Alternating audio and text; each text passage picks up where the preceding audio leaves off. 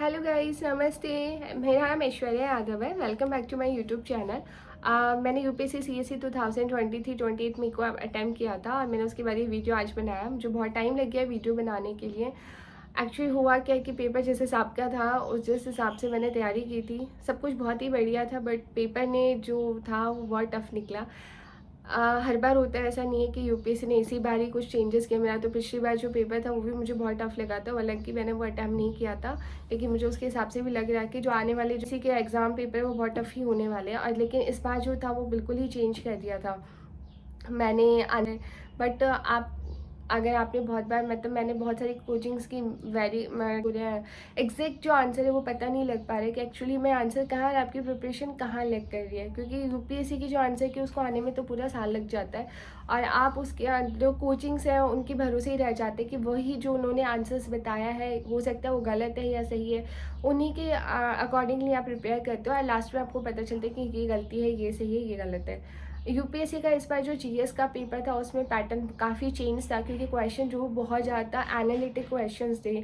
आप factual questions कम थे जिनका आंसर अप टू डेट या लाइक स्ट्रेट फॉरवर्ड था। और जो सी सेट का पेपर था वो तो जीएस के बाद लाइक अगर मैंने जैसे जीएस का पेपर अटेम्प्ट किया उसे मुझे तो शॉक लग गया था।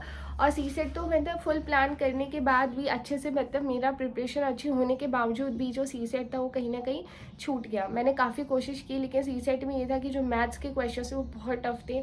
मैं ह्यूमैनिटीज़ बैकग्राउंड से तो मुझे मैथ्स तो वैसे ही बहुत डर लगता है, लेकिन फिर भी मैंने इस साल लाइक क्वांट के और रीजनिंग के क्वेश्चन मैंने काफ़ी अच्छी कोशिश की थी। नंबर सिस्टम के क्वेश्चन, प्रोबेबिलिटी के, और मैंने काफ़ी कोशिश की थी कि रीजनिंग और इनमें थोड़ा सा मार्क्स जो है अवेयरनेस को, लेकिन एट लास्ट मुझे वापस इंग्लिश पे वही आना पड़ा कि मुझे इंग्लिश को ही ज़्यादा अटैम्प्ट करना पड़ा था, क्योंकि कॉम्प्रिहेंशन के आपकी प्रॉब्लम ये आती है कि आप जो क्वेश्चन आंसर लगाते हो मेरे तो मोस्ट प्रोबेबली वो गलत ही होते हैं, चाहे मैं कितना भी कोशिश कर लूँ, आप वोकैब सुधार लो चाहे कुछ भी कर लो, न्यूज़पेपर पढ़ने के बाद भी जो इंग्लिश कॉम्प्रिहेंशन वो यूपीएससी से आंसर तो मैच कभी नहीं होते हैं। दादा मेरा वीडियो बनाने का ये मकसद अब इसलिए लगा क्योंकि मुझे लगता है कि आप दोबारा इसको वापस अपन यूपीएससी की जो जर्नी है वो बहुत बड़ी हो जाती है, पूरा एक साल ले लेती है। आप आज स्टार्ट करते हो प्रिपरेशन 2024 के लिए, 25 के लिए, तो ये बहुत ही लंबा टाइम। मैं जब 12th में थी तो मुझे यूपीएससी का कुछ भी नहीं पता था। मैंने सोचा था कि यूपीएससी क्या है, कुछ नहीं है। एक मेरे मामा जी जो हैं वो लाइक जॉइंट कमिश्नर है दिल्ली के अंदर, तो फिर मुझे पता चला कि ठीक है यार मुझे उनकी तरह बनना है। एक वो हो जाता है कि घर में अगर कोई डॉक्टर है तो मुझे डॉक्टर बनना है या कुछ इस टाइप की चीज़ें थी, तो मेरे मन में भी यही डाला था बचपन से कि आपको ऐसे बनना है, आपको ऐसे दिखना है, ऐसे रहना है, तो मुझे बहुत अच्छा लगता था। अब मैंने कोशिश की उनसे पूछने की कि क्या होता है कैसे, तो उन्होंने बस बता दिया कि हाँ ठीक है यूपीएससी एग्ज़ाम होता है, और मैंने वो क्रैक किया है। तो मेरे फाइनेंशियल कंडीशन इतनी अच्छी नहीं कि मैं कोई कोचिंग अफोर्ड कर सकती या फिर मैं कहीं अच्छे से मतलब जो आपको एक स्टडी जो बैकग्राउंड होता है आपको वो मिल जाए, पर ऐसा कुछ भी नहीं था। मैं एक अकेली मतलब ठीक है मैंने कोशिश की, बहुत ट्राई किया मैंने, लेकिन मैं जब फर्स्ट टाइम मैंने दिल्ली गई तो मैंने देखा था यूपीएससी में जो मुखर्जी नगर था ना वो तो हब है यूपीएससी का। लाइक वो मेरे को देख के ना मुझे लगा कि यार कहाँ मतलब मैं जिस एरिया में जयपुर में जहाँ रहती हूँ वहाँ यूपीएससी तो किसी को कुछ पता ही नहीं है, अता पता ही नहीं है। लोग तो ये सोचते ख्वाबों में होता है ये सब आईएएस आईपीएस।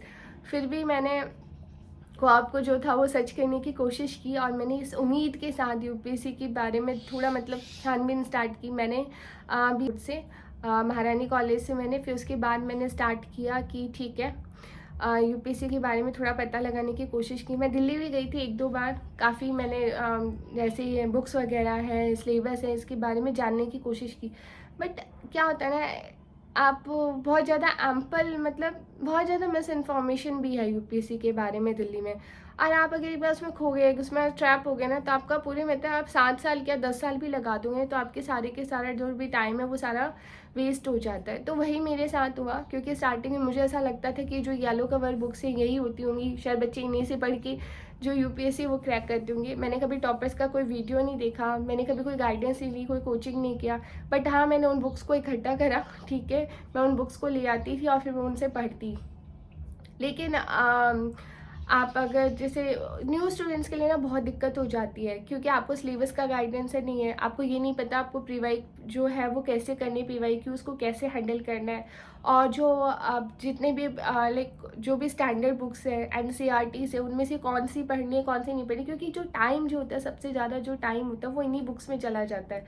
मेरे साथ भी हुआ क्योंकि मैंने पॉलिटी के लिए लक्ष्मीकांत को भी रेफ़र किया, डीडी बासु भी पढ़ा, लेकिन मैंने उनका रिवीजन नहीं करा क्योंकि रिवीजन का टाइम ही नहीं मिला।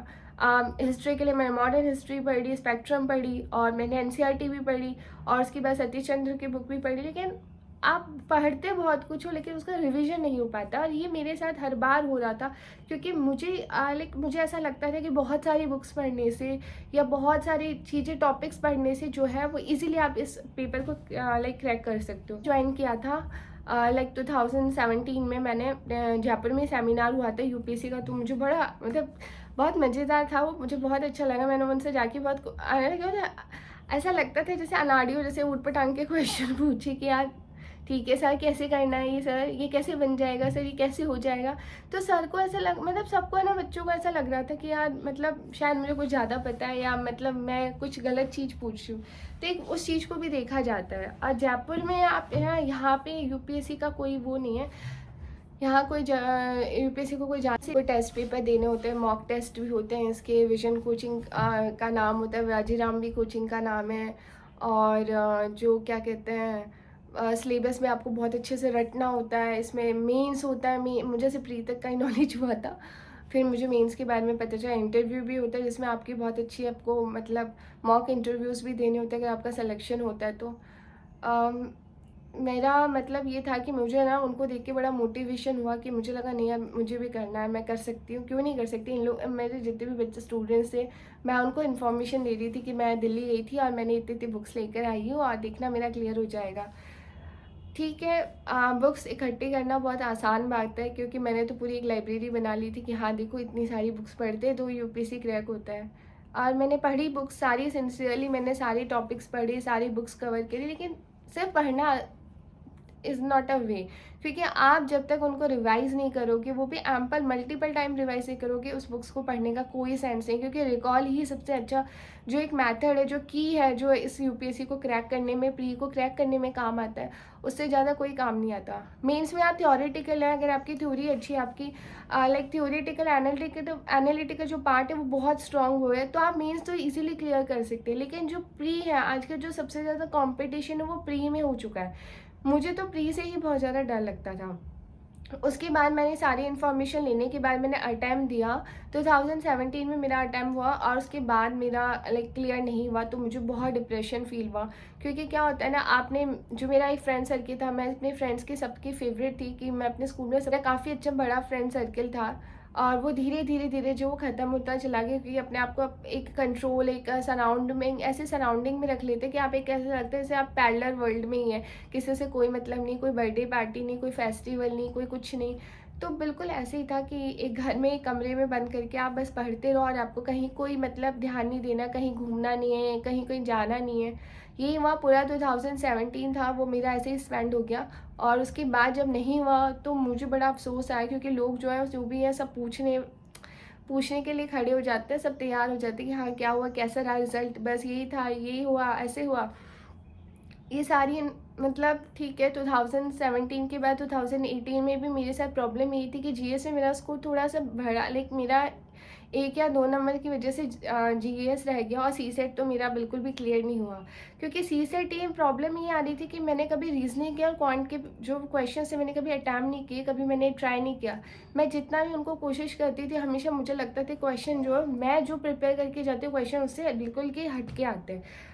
मैं 2018 के बाद मैंने क्विट कर दिया कि मैं नहीं दूंगी, अब मुझे अब सिंसियरली पढ़ाई करनी चाहिए। अब सिंसियरली मैं देखूंगी एक बार पूरा कैसे है, मैंने पूरा जो भी बुक्स वगैरह सेम पैटर्न सेम सब चीज़ फॉलो किया। मैंने सी सेट में अच्छा स्कोर किया, बट फिर मेरा जीएस रह गया। प्रॉब्लम क्या हो रही थी ना कि देखो रिवीजन नहीं होता है, आप सिर्फ बुक्स को पढ़ने से कुछ नहीं होता, रिवीजन करना बहुत ज़रूरी है। मैं आपको स्टूडेंट्स को मैं सिर्फ ये कहना चाहूँगी कि जो आप अगर प्लान करें 2024, 2025 या 2026 के लिए, तो आपको सिर्फ बुक्स पढ़ने पे फोकस नहीं करना। किसी ने टॉपर ने कोई बुक बता दी, आपने वो पढ़ना स्टार्ट कर दिया, या किसी ने कह दिया कि आप एक नहीं दो न्यूज़पेपर पे फोकस करो, आपने वो स्टार्ट कर दिया, या कोई मैराथन सेशन स्टार्ट कर रखा है, आपने मल्टीपल कोचिंग ज्वाइन कर रखा है।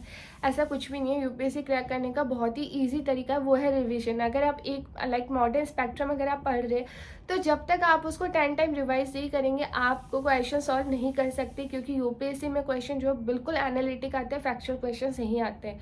तो सिर्फ रटने से कुछ नहीं होता, जब तक आप पूरी हिस्ट्री को, पूरी थ्योरी को समझेंगे नहीं, जब तक आपके क्वेश्चन सॉल्व करना इम्पॉसिबल है। आपकी ऐसी कोई बुक नहीं है जो आपको लगता है कि इससे डायरेक्ट क्वेश्चन आया और आप उसको पढ़ के डायरेक्टली क्लियर कर सके।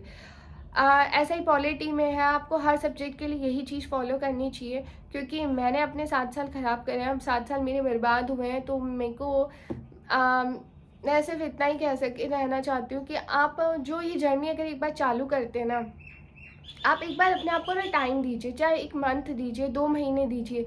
आजकल अब तो यूट्यूब पे है, फ्री वीडियोस हैं, यहाँ पे बहुत सारे टॉपर्स हैं, बहुत सारी फ्री वेबसाइट्स हैं जहाँ पे आप बुक्स वगैरह, जो नोट्स वगैरह, पीडीएफ वगैरह ले सकते हैं। टेस्ट सीरीज़ के आपको बुक्स मिल जाए, आपको दिल्ली जाने की बिल्कुल भी ज़रूरत नहीं है। आप जिस भी एरिया में रहते हैं, जहाँ भी रहते हैं, आप वहाँ पे फ्री पीडीएफ डाउनलोड करके आप स्टडी कर सकते हो। जो स्टडी करना अब बहुत ईजी हो चुका है।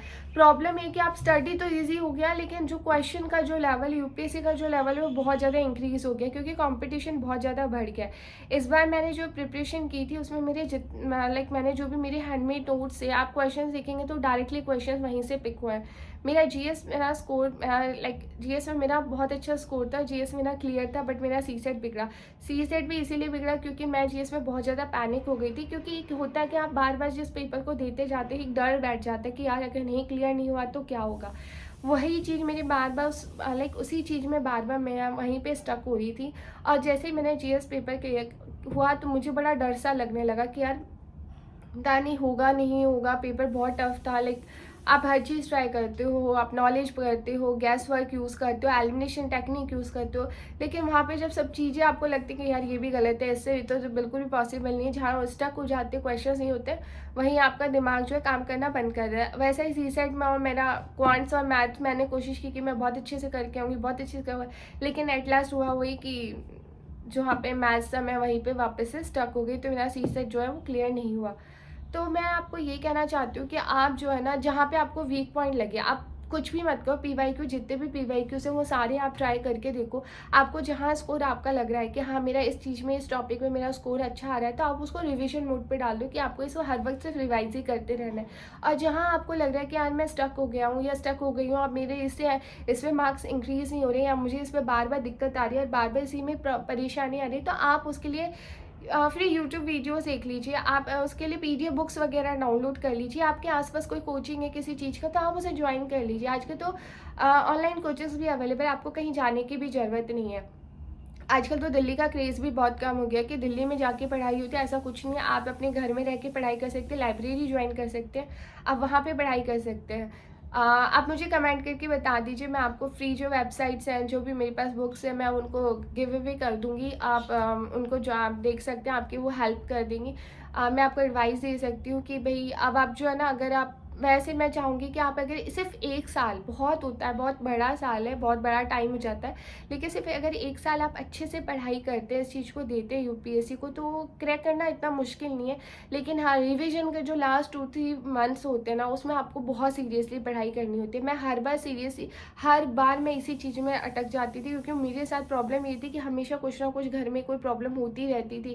लाइक फाइनेंशियल इशू हो गया है, मेरी मॉम का ऑपरेशन हुआ था, तो उसकी वजह से मैं पढ़ाई नहीं कर पाई, या फिर एनजाइटी हो जाता है, डिप्रेशन हो जाता है कि एक ही चीज़ को आप इतना पढ़ नहीं रहे हो, उसके बाद भी क्वेश्चन सॉल्व नहीं हो रहा है, ये कैसे पॉसिबल है। ऐसी कौन सी बुक्स आती है जो मेरे पास नहीं है और उनके पास है। मतलब वो मन में एनजाइटी और बहुत सारी चीज़ें आने लग जाती है माइंड में कि ऐसे क्यों हो रहा है और मेरे साथ ही क्यों हो रहा है बार बार। देखो, हेल्प कोई नहीं करता है, आप स्टूडेंट्स ही हेल्प करते हैं एक दूसरे की। मैं तो ये जानती हूँ, क्योंकि मेरी किसी ने हेल्प नहीं करी, ना मेरे मामा जी ने मेरी हेल्प करी, ना जो फैमिली में जो है इस बैकग्राउंड से हैं उन्होंने मेरी कभी हेल्प नहीं करी, ना उन्होंने कभी मुझसे पूछा कि आपको क्या दिक्कत आ रही है, आपने पेपर दिया नहीं दिया, या आपको मतलब पेपर आपने अटेम्प्ट किया नहीं किया, क्या हुआ, आप क्या कर रहे हो। उन्हें किसी को किसी से मतलब नहीं होता है। पर मैं ये चाहती हूँ, अगर आपके कॉलेज में कोई टीचर है, स्कूल में कोई टीचर है, आप वहाँ से आप हेल्प ले सकते हैं, उनसे गाइडेंस ले सकती है। या यूट्यूब पे आजकल फ्री मटेरियल है, आप कुछ भी टॉपिक लिख के यूपीएससी लिख दीजिए, आपको हर चीज़ मिल जाएगी। आप मुझे कमेंट करके बता देना आपको कोई टॉपिक में प्रॉब्लम आ रही हो या आपको किसी चीज़ की समझ नहीं आ रही हो, आपको कोई लाइक मैं आपको लिंक दे दूँगी जहाँ पे आप फ्री जो है आप रिसोर्सेज ले सकते हैं, बुक्स वगैरह ले सकते हैं और न्यूज़पेपर वगैरह, क्योंकि मुझे न्यूज़पेपर की बड़ी दिक्कत आती थी। मेरा न्यूज़पेपर यहाँ इंग्लिश न्यूज़पेपर अवेलेबल नहीं होता था स्टार्टिंग में, तो मुझे करंट अफेयर्स तो मेरा मतलब देखो मैंने लूसेंट बुक से करती थी या फिर मैं जो दैनिक भास्कर होता था, जो हिंदी न्यूज़पेपर आता था, मैंने वहाँ से ही सारा करंट अफेयर प्रिपेयर किया था। तो आप तो फिर भी आप फ्री ऑफ कॉस्ट ये देख लिए, करंट अफेयर के लिए बहुत सारी न्यूज़पेपर भी है ना, पीडीएफ अवेलेबल हो जाते हैं। और आप करंट अफेयर अगर आप चाहें तो लाइब्रेरी ज्वाइन कर लीजिए, अब तो आप लाइब्रेरी में आपको मिल जाएगा न्यूज़पेपर। तो आप है ना किसी चीज़ को ना आप एक्सक्यूज़ मत बनाना, क्योंकि मुझे ऐसा लगता है कि ना शायद मेरे बहुत सारे एक्सक्यूज़ेस की मतलब थे, शायद ये नहीं था मेरे पास, वो नहीं था, आई डोंट नो कि एक्सक्यूज़ेस थे या ये रियल फैक्टर था जहाँ परेशानी स्टूडेंट्स को आती ही आती है। तो आप मैं आपकी हेल्प कर दूँगी, आप मुझे बता देना, क्योंकि देखो एक होता है क्या है ना कि मैंने जो प्लान बी है मैंने उस पर वर्क करना स्टार्ट किया है, क्योंकि मुझे लग रहा है कि मेरे को यूपीएससी जर्नी जो है मैं इसे कैरी फॉरवर्ड नहीं कर लूँगी, क्योंकि कैरी फॉरवर्ड करने में दिक्कत ये आती है कि फाइनेंशियली इश्यूज़ बहुत ज़्यादा आ जाते हैं। आप कितने साल अपने आप को दे सकते हैं। हाँ, अगर आपका फैमिली बैकग्राउंड स्ट्रॉन्ग है, आपको लगता है कि आपको सपोर्ट मिल रहा है फैमिली से, तो आप कंटिन्यू कर सकते हैं। मैं आपके साथ हूँ, आपको भी हेल्प चाहिए, कोई भी गाइडेंस चाहिए तो मैं आपके लिए हेल्प कर दूँगी। मैं प्लान बी के ऊपर भी एक नेक्स्ट वीडियो लेकर आऊँगी जिसमें मैं बताऊँगी आपको कि मैंने मेरी प्लान बी में क्या-क्या सोचा है। अगर किसी के पास कोई इन्फॉर्मेशन है या कुछ भी हो तो आप मुझे शेयर कर सकते हैं कि मैं अपने प्लान बी के लिए मैं क्या नेक्स्ट जो है क्या प्रिपेयर कर सकती हूँ, या मैं किसके लिए प्रिपेयर